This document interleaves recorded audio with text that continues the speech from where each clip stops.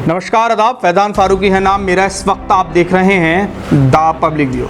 इस देश में वास्तविक मुसलमान होना कितना बड़ा गुनाह होगा, वह लोग क्या महसूस करते होंगे जो वास्तव में मुस्लिम हैं। हो सकता है कि मेरी बातों पर कुछ दोस्त आपत्ति जता सकते हैं, कुछ मुस्लिम दोस्त भी असहमत हो सकते हैं, ये पॉसिबल है। लेकिन कुछ घटनाएं ऐसी होती हैं जो आपकी सहमति असहमति से कहीं आगे आपके अविश्वासी होने का रास्ता बना देती हैं। लगभग 6 महीने से जेल में बंद डॉक्टर कफील खान किसी परिचय के मोहताज नहीं हैं, हो भी नहीं सकते, क्योंकि आपके समाज और आपके सिस्टम को ना तो किसी नाम के सामने लगे डॉक्टर से कोई मतलब है और ना ही किसी की योग्यता से। हाँ, अगर नाम अरबी भाषा हुआ तो आपकी सोच में उसका परिचय पहले से तय होता है। डॉक्टर कफील खान भी शायद अपनी इसी परिचय की बदौलत आपकी राजनीति, सामाजिक व न्यायिक आपके पूरे सिस्टम में फैली नफरत का शिकार होने वाला ही अरबी नाम है। डॉक्टर कफील के खिलाफ 13 दिसंबर को सिविल लाइंस पुलिस स्टेशन में आईपीसी की धारा 153A के तहत एक एफआईआर दर्ज की गई। उन पर अलीगढ़ मुस्लिम यूनिवर्सिटी में CAA NRC कानून के विरोध में उन पर तथाकथित एक भड़काऊ बयान देने का आरोप लगा।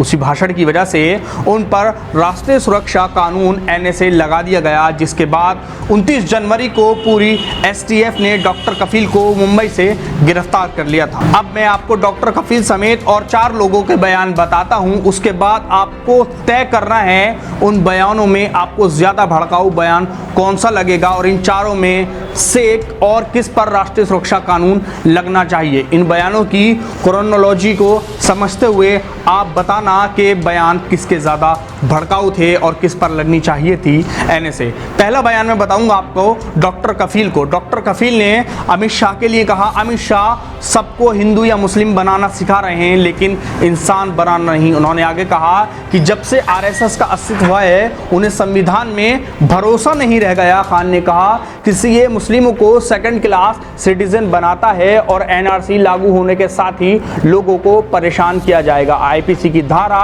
153A के तहत एक FIR और NSA इनको इस बयान पर मिली। दूसरा बयान में सुनाऊंगा आपको केंद्रीय मंत्री अमित शाह का बयान। इस बार दिल्ली विधानसभा चुनाव में वोट देते हुए बटन इतनी जोर से दबाना कि करंट शाहीन बाग तक लगे। ये किसी और का बयान नहीं, ये एक देश के गृह मंत्री का बयान है। तारीख 27 जनवरी केंद्रीय वित्त मंत्री राज्य मंत्री दिल्ली चुनाव में बीजेपी के स्टार प्रचारक रहे अनुराग ठाकुर ने रिठाला में आयोजित एक रैली के दौरान लोगों से नारे लगवाए, देश के गद्दारों को गोली मारो, सालों को। रैली का वीडियो सोशल मीडिया और तमाम टीवी चैनलों पर दिखाया गया। वीडियो में साफ सुना जा सकता है कि इस नारे के शुरुआत बोल अनुराग ठाकुर ने बोले और आधे बोल जनता की तरफ से पूरे किए गए। इसके बदले कोई कार्रवाई नहीं, सिर्फ 3 दिन के लिए उनके चुनाव प्रचार पर रोक, स्टार प्रचारक की लिस्ट से बाहर। पश्चिमी दिल्ली से सांसद परवेश वर्मा एक समाचार एजेंसी को दिए बयान में उन्होंने कहा, शाहीन बाग में लाखों लोग जमा हैं, दिल्ली की जनता को सोच विचार कर ही फैसला लेना चाहिए। वे आपके घर में घुस जाएंगे, आपकी माँ बहनों से बलात्कार करेंगे और उन्हें मार देंगे। अगर भाजपा सरकार बनी तो सभी मस्जिदें हटवा दूंगा, शाहीन बाग भी 1 घंटे में खाली होगा। इसके बदले इनको मिला, चुनाव आयोग ने उन्हें इस इंटरव्यू के कारण उन पर 4 दिन का चुनाव प्रचार करने पर प्रतिबंध लगाया। 5वां बयान में आपको सुनाऊंगा बीजेपी नेता कपिल मिश्रा का, ट्रंप के जाने के बाद हम पुलिस की भी नहीं सुनेंगे। इसी दिन मौजपुर में कपिल मिश्रा ने CAA के समर्थन में एक रैली में कहा था, DCP साहब हमारे सामने खड़े हैं, मैं आप सबके बिहाफ पर कह रहा हूं, ट्रंप के जाने तक हम शांति से जी रहे हैं, लेकिन उसके बाद हम आग की भी नहीं सुनेंगे। अगर रास्ते खाली नहीं हुए तो हम पुलिस की भी नहीं सुनेंगे। ट्रंप के जाने तक आप यानी कि पुलिस जाफराबाद और चांदबाग खाली करवा लीजिए, ऐसी आपसे विनती है, वरना इसके बाद हमें रोड पर आना पड़ेगा। बदले में कोई कार्रवाई नहीं। 23 फरवरी वो दिन था जब दिल्ली के उत्तर पूर्वी इलाके में देर शाम से हिंसा शुरू हुई थी। उसी दिन शाम में CAA समर्थकों और NTCA प्रदर्शनकारियों के बीच पत्थरबाजी हुई और यहीं से दिल्ली दंगों की शुरुआत हुई। देखते ही देखते ये हिंसा चांदबाग, कारावल नगर, शिवपुरी, भजनपुरा, गोकुलपुरी सहित उत्तर पूर्वी दिल्ली के कई इलाकों में आग की तरह फैल गई।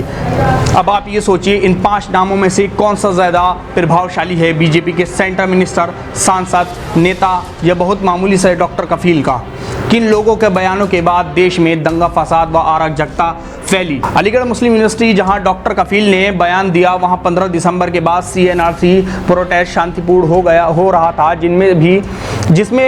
जिसमें भी स्टूडेंट पर बर्परता से लाठियां बरसाई गईं, उनको गंभीर चोटें आईं और पुलिसिया कार्रवाई से घायल हुए कुछ छात्रों की मृत्यु भी हो गई। वहीं दूसरी तरफ बीजेपी नेताओं के इन बयानों के बाद उत्तरी पूर्वी दिल्ली में 23 से 26 फरवरी को दंगे हुए थे, जिसमें 53 लोगों की मौत हुई और सैकड़ों घायल और बेघर हो गए। अब आप तय कीजिए कि किसका बयान आपको अधिक भड़काऊ लगा, कौन राष्ट्रीय सुरक्षा कानून के तहत कार्रवाई होने का ज्यादा अधिकारी है। वहीं पुलिस और न्यायालय का रुख करें तो दिल्ली हिंसा, बीजेपी नेताओं के ऐसे बयानों के बाद भी दिल्ली पुलिस ने क्लीन चिट दे दी। इतना ही नहीं, दिल्ली पुलिस का कहना है कि अब तक इन भाषणों का दिल्ली में हुई हिंसा से कोई लिंक सामने नहीं आया है। हाईकोर्ट को दिए हलफनामे में दिल्ली पुलिस ने बीजेपी नेताओं को बेकसूर बताया। दूसरी तरफ एक मामूली बच्चों का डॉक्टर, जिसका बयान ना तो बीजेपी नेताओं के मुकाबले भड़काऊ था, ना ही कहीं से विवादित। फ्रीडम टू स्पीच आपको अपना विरोध दर्ज कराने की अनुमति देता है, फिर किस लिहाज से NSA कार्रवाई की गई, ये आपकी घटिया राजनीति और भ्रष्ट लोकतंत्र को दर्शाती। दरअसल ये सरकार और भ्रष्ट व्यवस्था आपके नागरिक होने के अधिकार को समाप्त कर देना चाहती है। कल को इसका शिकार कहीं आप और हम में से कोई भी हो सकता है। जितनी जल्दी हो सके इस व्यवस्था को बदल डालिए। डॉक्टर कफील जैसे लोगों की रिहाई की मांग जोर शोर से राष्ट्रीय अंतर्राष्ट्रीय स्तर पर उठाइए। बाकी डॉक्टर कफील खान तो सिर्फ एक प्रयोग है, वरना इस काले कानून का सहयोग असम में 19 लाख लोगों को एक झटके में नागरिकता रद्द होने से देख चुके हैं, जिनमें 13 लाख केवल हिंदू लोग थे। वक्त है समझ जाइए, वरना कल को हिटलर शाही आपको किसी गैस के चैम्बर में सड़ते रहने पर मजबूर कर देगी। सुधर जाइए, संभल जाइए, शिक्षित हो जाइए। ऐसी और खबरों के लिए देखते रहिए हमारा चैनल द पब्लिक व्यू।